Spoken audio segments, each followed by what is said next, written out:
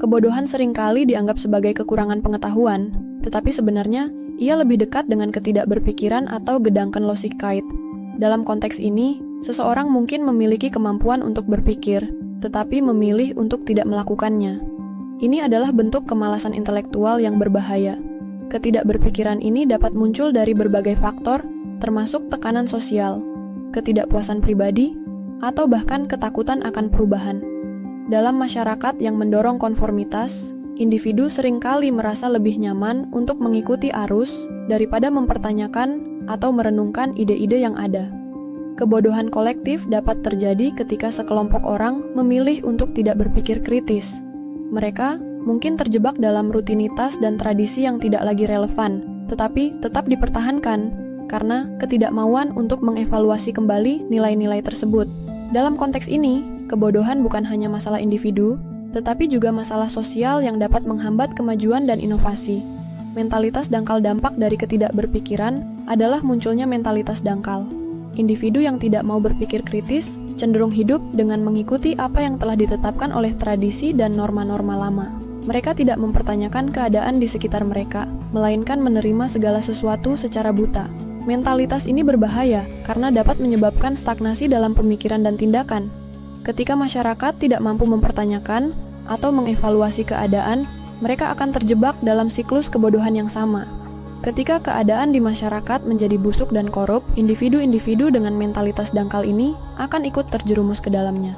Mereka tidak memiliki alat untuk menganalisis atau menilai situasi, sehingga dengan mudah terpengaruh oleh praktik-praktik yang tidak etis. Dalam jangka panjang, ini dapat menyebabkan kerusakan yang lebih besar, baik pada individu maupun pada masyarakat secara keseluruhan. Kesalahan pemahaman tentang kehidupan kebodohan juga seringkali berakar dari kesalahan pemahaman tentang kehidupan. Banyak orang tidak memahami realitas hidup dan dunia sebagaimana adanya. Mereka hidup dengan konsep-konsep yang salah, yang seringkali diturunkan dari generasi ke generasi tanpa pertanyaan. Misalnya, pandangan yang keliru tentang kesuksesan, kebahagiaan, atau hubungan antar manusia dapat menyebabkan individu membuat keputusan yang merugikan diri mereka sendiri dan orang lain. Ketika seseorang memiliki pemahaman yang salah tentang kehidupan, tindakannya pun akan mencerminkan kesalahan tersebut. Mereka mungkin terjebak dalam pola pikir yang merugikan, seperti materialisme berlebihan, ketidakpuasan yang terus-menerus, atau bahkan sikap apatis terhadap masalah sosial. Hal ini tidak hanya menyiksa diri mereka, tetapi juga dapat menyakiti orang-orang di sekitar mereka.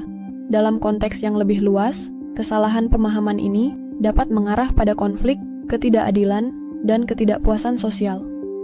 Peran pendidikan dalam kebodohan kolektif pola pendidikan memainkan peran yang sangat penting dalam membentuk cara berpikir individu dan masyarakat. Di Indonesia misalnya, mutu pendidikan seringkali dipertanyakan. Banyak sistem pendidikan yang lebih fokus pada penghafalan dan penerimaan informasi daripada pengembangan pemikiran kritis dan analitis. Hal ini menciptakan generasi yang tidak mampu berpikir secara mandiri dan kritis. Agama dan ideologi yang kaku juga dapat berkontribusi pada kebodohan kolektif. Ketika ajaran-ajaran tersebut menumpulkan akal sehat dan merusak kejernihan nurani, individu akan sulit untuk melihat dunia dengan cara yang objektif. Dalam konteks ini, pendidikan yang seharusnya menjadi alat untuk membebaskan pikiran, justru menjadi alat untuk mengekang kebebasan berpikir. Sebagai manusia Indonesia, kita hidup dalam iklim ketidakberpikiran yang seringkali dipengaruhi oleh pandangan yang sesat tentang dunia. Ini adalah tantangan besar yang harus dihadapi oleh masyarakat. Untuk mengatasi kebodohan kolektif dan pribadi, diperlukan upaya bersama untuk meningkatkan mutu pendidikan, mendorong pemikiran kritis, dan menciptakan ruang bagi dialog yang konstruktif. Kesimpulan 4 hal yang telah dibahas di atas menunjukkan betapa pentingnya untuk merenungkan kebodohan dan dampaknya terhadap individu dan masyarakat.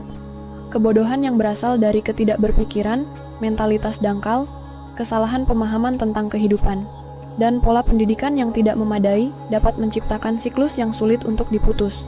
Oleh karena itu, penting bagi kita untuk berusaha berpikir kritis, mempertanyakan norma-norma yang ada, dan berinvestasi dalam pendidikan yang berkualitas. Hanya dengan cara ini kita dapat membebaskan diri dari belenggu kebodohan dan menciptakan masyarakat yang lebih baik dan lebih cerdas.